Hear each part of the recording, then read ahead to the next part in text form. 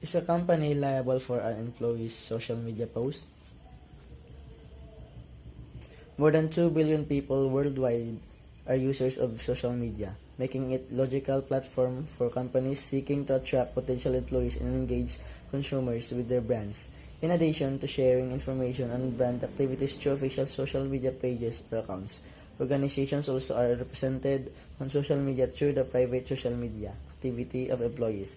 In their private lives, employees play multiple roles. They are free to share brand-related information, make comments endorsing the organization's brand, and display behaviors that are consistent or at odds with the brand values and promise for companies that are social media behavior, and employees represented both of an opportunity and a risk.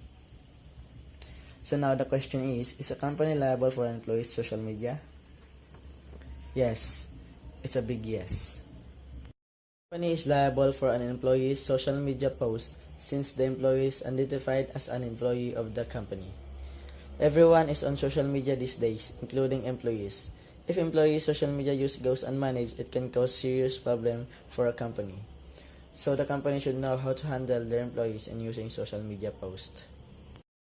First, have a plan to manage employee social media use. Employers must have a plan on how to manage social media use in the workplace. Failing to do so can have serious consequences. Employers can have held vicariously liable for legal regulatory liability arising out of their employees' social media use, such as for an employee's defamatory, discriminatory, or harassing social media message, comment, or tweet. Companies are also exposed to employee leaks of sensitive company or customer information or for improper use of the employee's intellectual property and trade secrets. This risk exists regardless of whether the employee commits the offense at the office using company-owned computer resources or at home using their personal social media accounts, since they are often identified as an employee of the company in their social media profile, so having a plan to manage employee social use is essential. Second, implement a social media policy. Developing a social media policy makes business and legal sense. A social media policy assists companies in managing employees' social media in order to limit exposure to costly legal problems. A social media policy also serves as a communications guideline that empowers employees with the information they need in order to use social media in a responsible manner.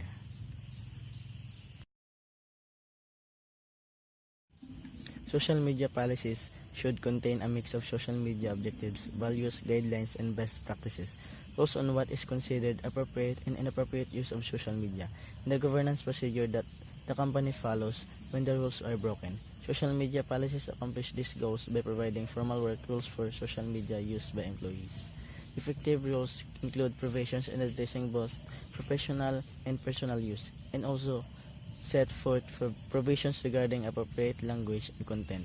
Implementing these work rules can help avoid serious public relations issues that can arise when an employee's inappropriate social media activity goes viral.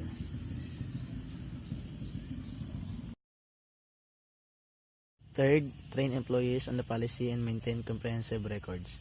Employers should educate and train employees about the restriction within the policies through a formal training program.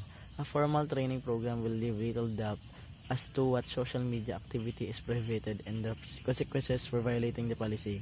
Providing a formal training program will also demonstrate to investigators, regulators, and the tribunal that the company is committed to managing social media in compliant manner. Employers should maintain and manage comprehensive records related to their company's social media policy and training programs, including electronic or hard copy confirmation that each employee received and reviewed the policy and attended company training. This can be accomplished by maintaining training sign-in sheet or attendance record, signed policy and acknowledgement form, or electronic read receipts that confirm the employee has read the policy, understood, and agreed to adhere to it. And that's all for today. Thank you for watching.